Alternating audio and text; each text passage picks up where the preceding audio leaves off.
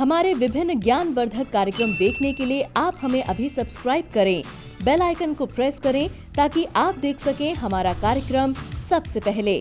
और अधिक जानकारी के लिए फेसबुक पेज को लाइक करना ना भूलें। जय माँ इंद्राक्षी।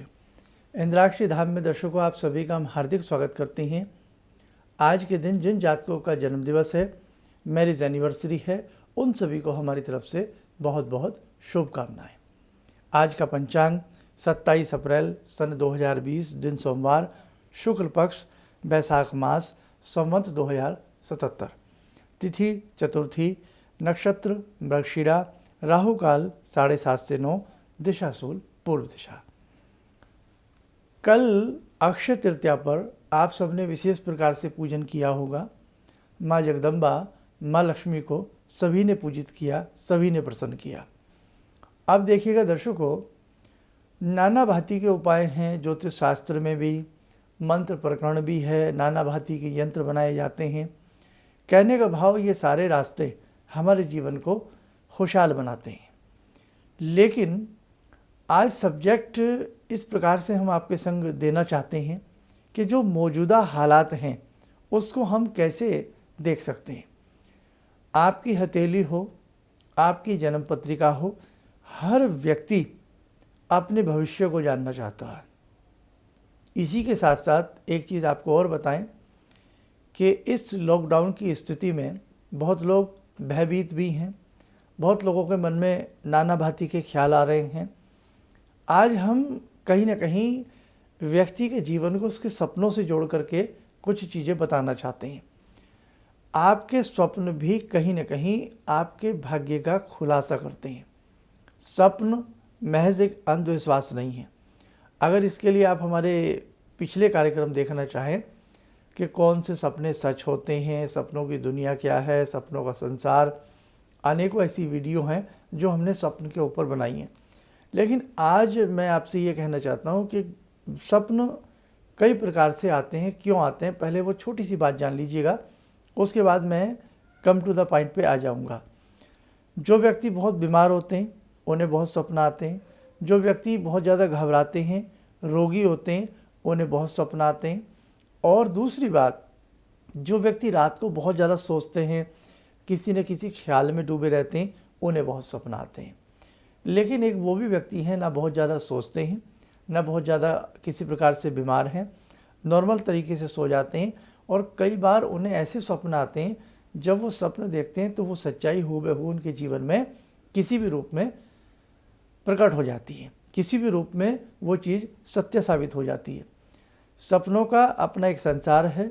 वास्तव में आपके सपने, अगर सही गणित सपनों का करना आ जाए तो सपने एक बहुत मूक अर्थ, साइलेंट शब्दों में हमें बहुत कुछ समझाने का प्रयास करते हैं।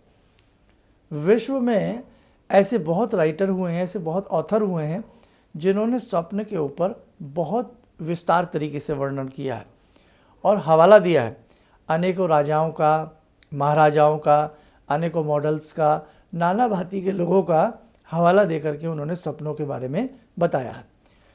और स्वप्न कहीं ना कहीं अगर सही तरीके से देखा जाए तो ये सच्चाई अपने अंदर समेटे हुए होते हैं।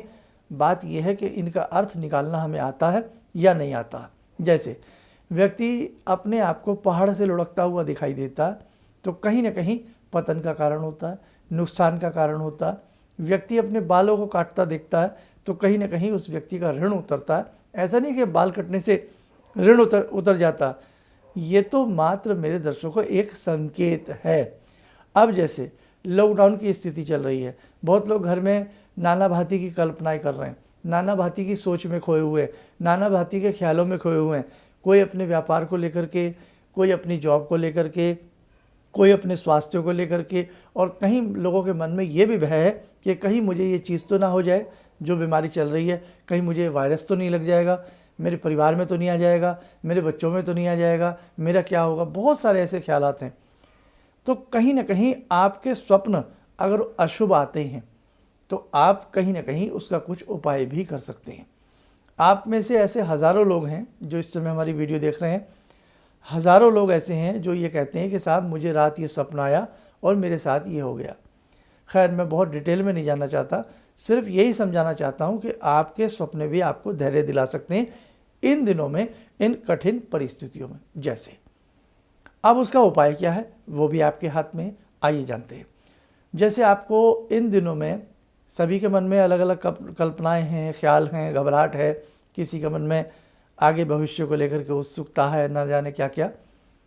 आपको स्वप्न दिखा कि सपन में आप अपने आप को बहुत ज़्यादा रोगी देखते हैं, रोगी। आपने अपने आप को स्वप्न में बहुत ज़्यादा रोते हुए देखा, तड़पते हुए देखा, विलाप करते हुए देखा, बहुत अच्छा नहीं है। आपने किसी मकान को ढहते हुए देखा, गिरते हुए देखा, अच्छा नहीं है। आपने अपने आप को किसी दलदल में फंसते हुए देखा, अच्छा नहीं है। आपने किसी ऊंचाई से अपने आप को गिरते हुए देखा, अच्छा नहीं है। ऐसे बहुत सारी चीज़ें हैं जो कई बार आपको भी मालूम है कि यार ये सपना जो मुझे रात भर दिखा या दिखता है ये अच्छा नहीं है, हे भगवान सब ठीक रहे। ऐसा होता है ना कई बार। आपने कोई अच्छा स्वप्न देखा, अच्छे सपने का फल भी अच्छा ही होता है, ऐसी बात नहीं है। लेकिन आज मेरी इस गहराई को समझने का प्रयास करें। यदि आपको ऐसा कोई नकारात्मक सपना आता है तो आपको घबराना नहीं है। क्या करना है? हमेशा अशुभ सपन का शुभ फल कैसे आए कि अपने सिराने जिन लोगों को इस प्रकार के भयावह नकारात्मक स्वप्न ज़्यादा दिखते हों, अपने सिराने जल भर के रख लें और वो जल सुबह किसी कांटेदार पौधों में 3 बार माधव माधव बोलते हुए दे दें तो आपके अशुभ स्वप्न का जो अशुभ फल कहीं ना कहीं मिल सकता है वो कट जाएगा, दूर हो जाएगा। दूसरी बात, जब आपकी नींद खुल जाए तो अशुभ स्वप्न के बाद यदि आपको लगता है कि अब उठने का समय हो गया है, सोना नहीं चाहिए। किसी न किसी अपने इष्ट मंत्र को जपते रहना चाहिए। तीसरी बात, अशुभ स्वप्न बांट देना चाहिए। अब इन दिनों में हम बाहर तो कहीं जाएंगे नहीं, मोबाइल है।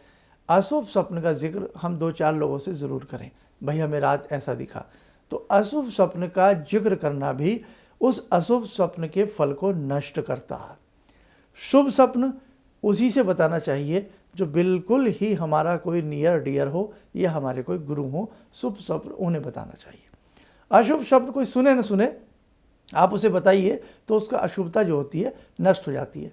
और यदि ऐसा भी नहीं कर सकते तो एक बहुत ही रामबाण उपाय लाइक पैनासिया आप घर में बैठ के क्या कर सकते हैं। अब जैसे मैं अपनी बात बता देता हूँ, मुझे कई रोज़ पहले मकान गिरते, भवन गिरते, अजीब अजीब से स्वप्न दिखे। ये वायरस से पहले की बात बता रहा हूँ। तो बड़ा मन में मंथन रहा कि भाई ऐसा क्या चीज़ है, इस प्रकार की चीज़ें हो रही हैं। मैंने फिर माहौल भी देखा किस प्रकार से अचानक ये सारी चीज़ें आई। मैं बीमार भी रहा, थोड़ा बहुत प्रॉब्लम भी रही, कुछ ना कुछ भाई जैसे कोई भी छोटी मोटी प्रॉब्लम फिजिकली। तो कहीं ना कहीं ये किसी और के साथ भी हो सकता है कि हमें लगे कि भाई जो मुझे स्वप्न दिख रहे हैं ये मेरे लिए अच्छे नहीं हैं, मुझे इनका कुछ गलत परिणाम हो सकता है। तो ऐसी स्थिति में क्या किया जाए? ऐसी स्थिति में आप अपने इष्ट मंत्र की साधना बढ़ा दें। बस बहुत ही बढ़िया चीज़ बता रहा हूँ। ऐसी स्थिति में जब आपको लगता है कि रोज़ रोज़ नकारात्मक सपने आते हैं, दुर्गा कवच का पाठ बढ़ा दिया जाए। आप गायत्री मंत्र पढ़ते हैं, गायत्री मंत्र बढ़ा दिया जाए। और रात में जब आप सोएं, हाथ पाँव धो करके सोएं। सोते समय आपका सिरहाना सही परफेक्ट हो, जैसे आपके पैर किधर होने चाहिए, या तो नॉर्थ में होने चाहिए या आपके पाँव वेस्ट में होने चाहिए। पश्चिम में आपके पाँव हो या उत्तर में आपके पाँव हो। आपका जो सिरहाना है या तो वो पूर्व में हो या आपका सिरहाना दक्षिण में होना चाहिए। पाँव कभी भी दक्षिण में करके नहीं सोना चाहिए।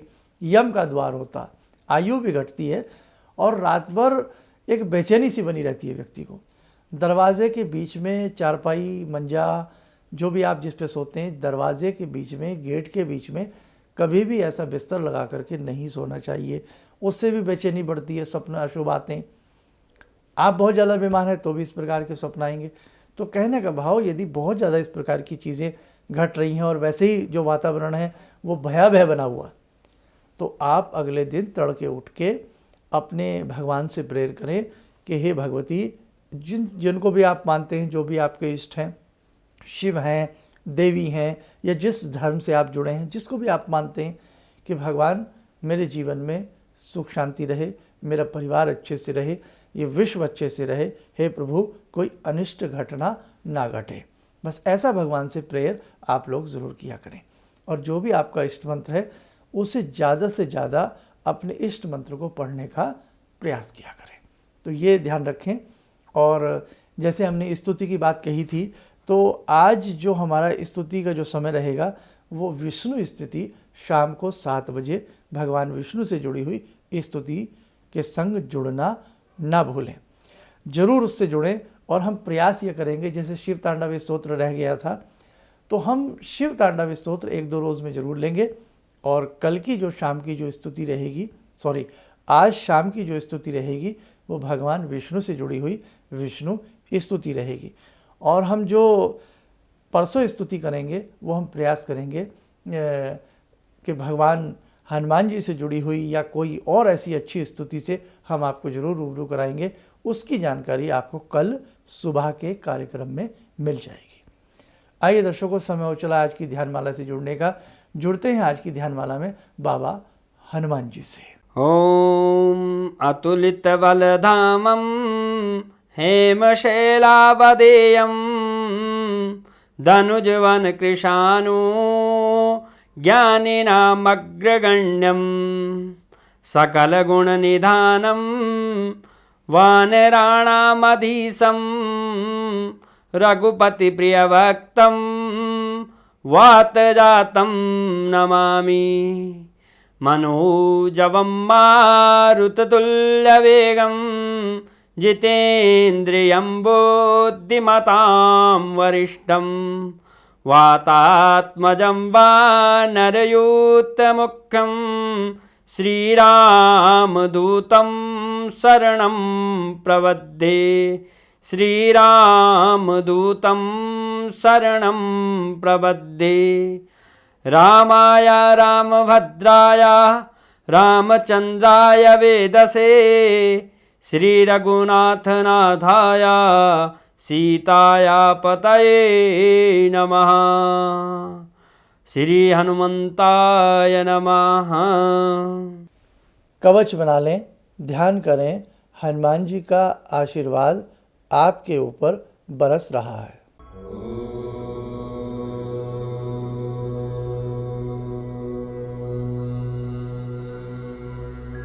ओम बोलते हुए नेत्र खोलें, सामान्य हो जाएं।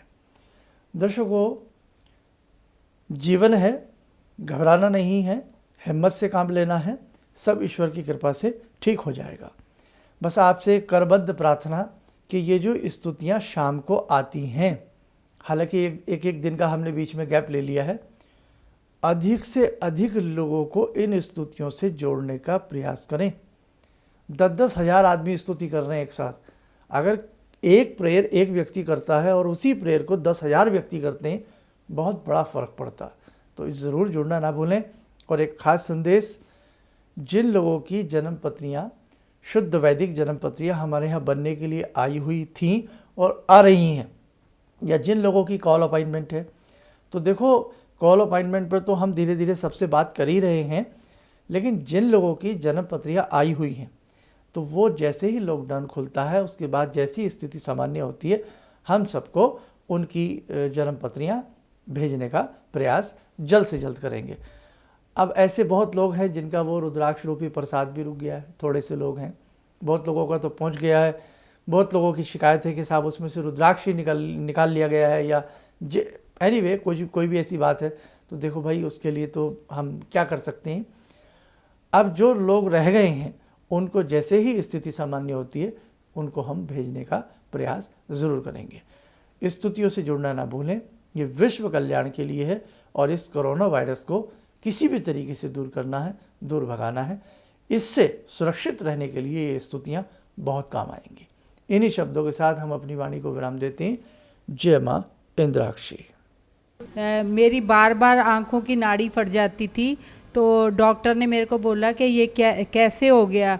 मेरे 30 साल की प्रैक्टिस में कभी भी इस आँख की रोशनी चली गई थी, तो वो मैं मंत्र करती थी, आपने मेरे को बताया था, तो उस मंत्र से मेरी रोशनी वापस आ गई। मेरे को काला मोतियाबिंद है, तो हाँ अब ठीक है, इस रोशनी आँख में आ गई। तो वो बोले कि मैं बड़ा हैरान हूँ कि रोशनी ये वापस आ कैसे गई, तो आपकी कृपा से आई। किसी भी समस्या के समाधान के लिए मिले प्रसिद्ध हस्तरेखा एवं वास्तु विशेषज्ञ प्रोफेसर धर्मेंद्र शर्मा जी से। नोट: शिविर में भाग लेने हेतु एवं व्यक्तिगत रूप से मिलने के लिए कॉल करने का समय सुबह 10 बजे से शाम 6 बजे तक।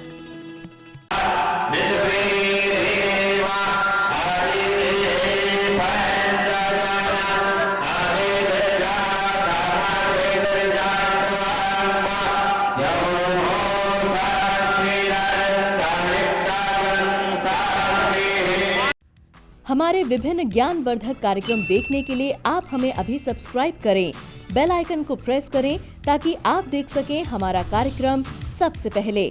और अधिक जानकारी के लिए फेसबुक पेज को लाइक करना न भूलें।